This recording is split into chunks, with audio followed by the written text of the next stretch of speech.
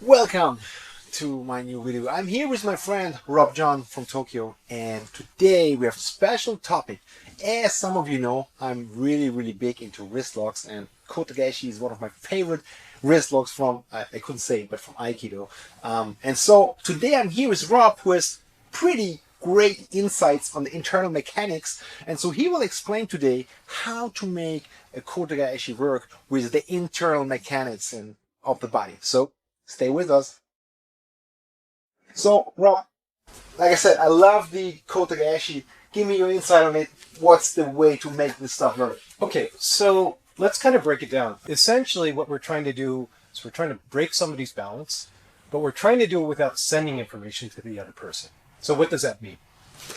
If we take a normal Kote Gaeshi here and we try to twist it, Bjorn's being nice. Now, I'm sending information to him right now because I'm turning. I feel where to resist. Like I could resist here. I trigger your brain. Yeah, exactly. So let's look at this from a really simple way. Okay. So if I turn it like this, and I send something to your brain, you can resist it. So if I do something to trigger, you resist. Feel the direction of force. Right? You feel the direction of force. If I simply put my fist here, and if I push like this, you can feel the direction of force. Yes. This is the same as if I try and do this, and I'm turning, and you can resist it. On the other hand, if I turn my head here, why can I move the other person? It's completely wired. You know? It looks fake, but it's really a wired feeling. You know? Anybody can do this. Seriously, anybody. So I place the fist here. Okay, you can push a little bit or not push, but the trick is to turn the head first, then move the fist. If I do it at the same time, it doesn't work, right? If I turn this first, then I move it, then I can move the other person. Yeah. Okay, it works. It doesn't matter what skill level you are. As if you do this exact thing, the other person will be moved. It feels like it's too late for me to react. You know, it's like I'm override by this. I think something that has to be said is when I turn my head, do you feel anything? No, there's no pressure. Yeah, there's no information at the point of contact, right? So that means if we take, we're going to work on some other stuff as well. But if I take you here, and I turn my head first, then I rotate this, now I have something. And you know, if you see my body is moving. It's not like when you just twist my wrist with the first thing, it's just twisting my wrist. You know? If I turn, as I turn, if I shift my weight and I do all of this, he can resist this. Yeah. You can resist this. Easy. Like this. Yeah. Right? Just go back. Yeah. Right. So as you're resisting, like this, here, resist, yes. Here, and then I turn my head. Oh. Now I have something. And you see him completely out of balance. Because I shifted my axis. I shifted my axis without sending any information to my opponent, and the weight transfer is actually separated from the shift of the axis. Okay, sounds a little complicated, but just for now, just saying turn the head, then move your arm, and it'll work. Okay. Okay, so let's look at a quick foot in the door in terms of like connection and alignment and all this. And one thing that I find a lot of people want to be strong. Yeah. If I had good base like this, if I had good base, you have good base. Yeah, you feel strong. I'm pretty strong to resist, you know. It's my strength against your strength. So. Okay. Now I'm going to use a trick, an alignment trick. I'm going to imagine like I have a stick aligned to the nape of my neck, and kind of come to my heels. Now how do I? There's no feedback now. My hand it's not empty, but I don't know where to resist. There is nothing to resist for me. So I feel a little unstable. Okay. Now this is just a foot in the door. This is not like a complete picture. But if I'm unstable here, because it's like I'm bouncing on a point, then from here, then I shift my axis, then I do this. See how much more he gets taken. And it affects my whole body. It's not like you're just twisting my wrist. It's about the whole body is shifted over. Yeah. Yeah. So one way to cue this is actually if we're sitting down here, if I'm here, I'm sitting on my tailbone. That means I'm inherently unstable, right? I can't use force. So I have to find a way to where I'm balanced here on my tailbone, and now I'm kind of like wobbly, I guess you could say. Wobbly actually means that you're in, I don't want to say perfect balance, but better balance. That means you're not braced. Now, from here, if I shift my axis here, it's easy for me to take the other person this way. So, cue this here, wobbly.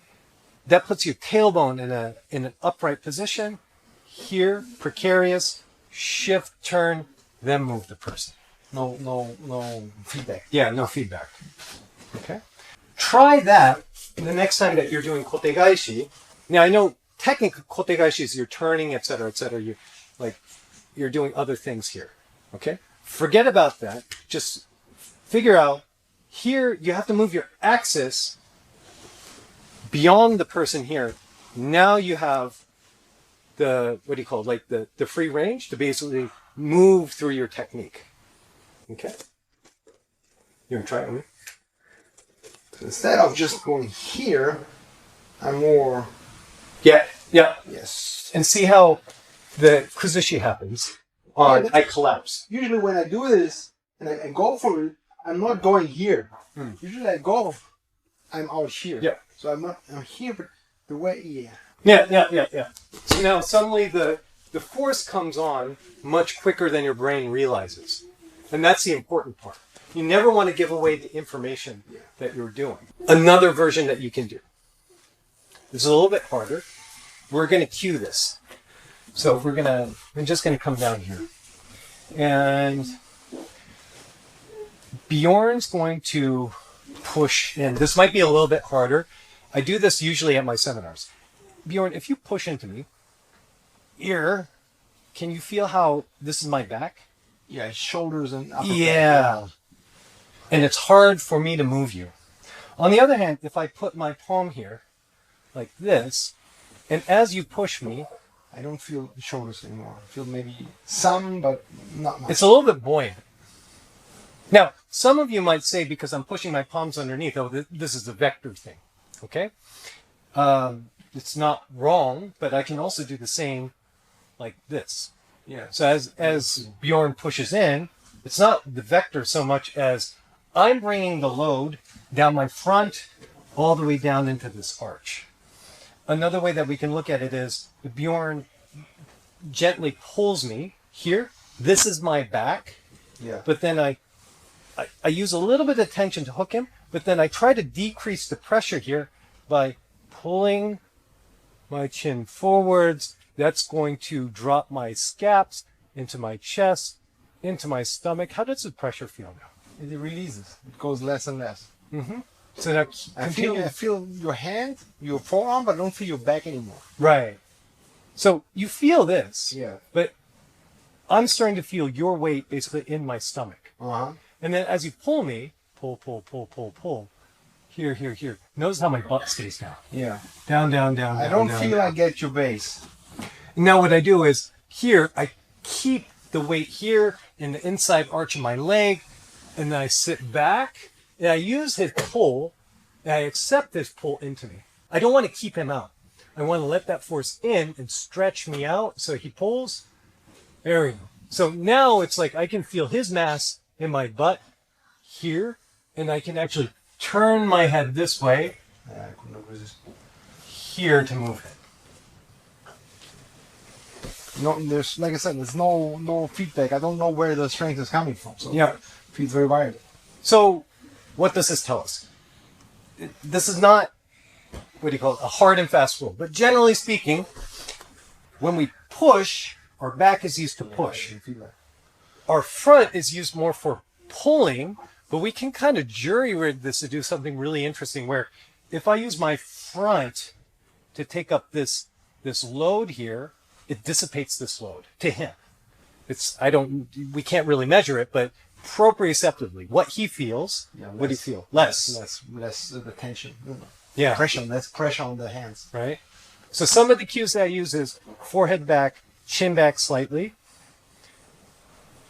And by the way, when you're doing this with a partner and you're doing this, make sure that your partner does not do the same thing at the same time. Then you cancel each other out. One person should be the dummy, basically. So they're just pushing dumbly so that you can feel that difference. Now what happens is, let's say we take it from Kote Gaeshi perspective. Turning it like this engages my back. Yeah, I feel Right? resistance. Right. So if I do this, I'm like, if you're really strong, if you're really strong, you can use your core, et cetera, power through it like this. Right? But then if you're that's fast, maybe overrun me. Then yes, right? And you got strong hips, et cetera, et cetera. But then we run into that same danger of this thing. You're sending information into the other person. So on top of that precarious balance and axis shifting that we just talked, now we're going to add a little bit of that front. So this is a feeling thing. You have to get this feeling down where you feel the pressure decrease. And now when I grasp Bjorn, I'm going to bring my chin forward just a little bit, kind of like how he pulled me. I'm going to make an adjustment to my body such that now this pressure should be like, there's nothing here. Not much. Now what I do is I move body first. I don't move my hand first. I move body first like this so that the weight, Bjorn's weight here, stays inside of me. Then from here, I'm going to shift my axis this way and I feel his hips. Literally, I can feel his hips through his hand. The reaction time, there's a different reaction time to this. I mean, when I realize it, it's too late. That's what it is. It's just too late. So you can practice this with increasing amounts of force. So, and the way that you practice is you just get a practice partner. They grab you, and just grab me. And if I use my back and you pull me, you fall forward. I fall forwards. It catches in my back. He has like a catch point, a pivot point, or something to pull me on. If I use my chin to activate this stretch, that's the best way I can describe it. That runs all the way down to my crotch, and as he pulls, I monitor that, and my butt stays down. Get your base. Right? Now you might say, okay, well it's because I'm low, right? Well, I can still keep it here. I don't feel I have access to it. I'm like It's much stable. You're pretty stable. Yeah, it's like I'm lower, basically, compared to you. Basically, I feel your feet or something, your shins. That's what I feel. Yep. Because literally, my center of gravity, don't ask me how this happens, but proprioceptive, it feels like I'm under the person. And I'm pretty high. You see my shoulders I'm up. He has loaded me up. I'm basically, if people pull me, I would just fall forward. So I'm not trying to lift Bjorn. It's just because I made this adjustment here to my posture that I can feel Bjorn's hips right here. And then I don't want to move from here. What I want to do is I actually move my core here through my chin. This is kind of like a top-down adjustment. Here, like this. And I can move somebody. Which, not to digress too much, but this would be a version of, you see, kokyu ho aiki-age. You don't raise from here. You grab the person through your front using your chin like this. Then you raise like this. And this way I'm connected to the person. Yeah, I cannot let go because if my weight is into, basically my support is in his arms. So I feel if I would let go, I would crash with my face. Literally, like if I just do this. Yeah, that's what happened. Which is what you want. You want the person to depend on you without them quite realizing that they're reliant on you. Now, just a caveat: this works up until like intermediate people. And there's a level above this where we erase even more information. But I feel like this is the best way to get people in that direction, that you want to use less effort. Yeah. But you have to be strong. That's a separate discussion. You need to be conditioned, because you have to absorb enormous amounts of force and still be relaxed. If you're weak, you'll be pulled apart. You'll only be able to do it on less conditioned people.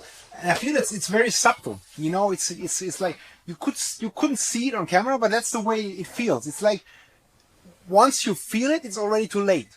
It's a very subtle push or pull in the beginning that sets you off balance, And when you realize that you're off balance, basically it's too late. You're up, and he has loaded you up, and you are higher than him, and then he can make whatever he wants with your base. So essentially, I'm always lower. Now, this is one way to get yourself low. There's another way. There's a more I don't want to say sophisticated, but with these things, the higher you climb, what I've found is that it's easier physically and more maddening from a brain perspective. It requires much more precision. Okay. So those were just a couple of tips. Yeah. So that's, when I do it, it's more a feeling thing. So it's great that he is explaining these details so you can grasp these, because it's like, if you don't have a foot on the doorstep, it could be really annoying to start with that. That's why it's good when he's really explaining these fundamental basic principles to make this stuff work, because it really works. It looks fake, but it really works. So if people are interested, I also did like a short segment on the Shioda channel, the Shioda Yoshinkan channel. I know it's in Japanese, but there's at least English subtitles for those. And we put the links in the description box so you can check this out. Okay. So thank you very much, Rob. It's a great insight, great 2 days behind us, and great 3 days before us. So anyway, I don't know when this video will be out, but Rob will teach this weekend, and Rob will be sure again back in Germany, maybe next year or something, to teach again. So check out my website. We put the link in the description box, and you will get informed about all the news and about the seminars we have. And of course, give us a like, give us a question, comment, whatever, and yeah, see you next time. See you guys.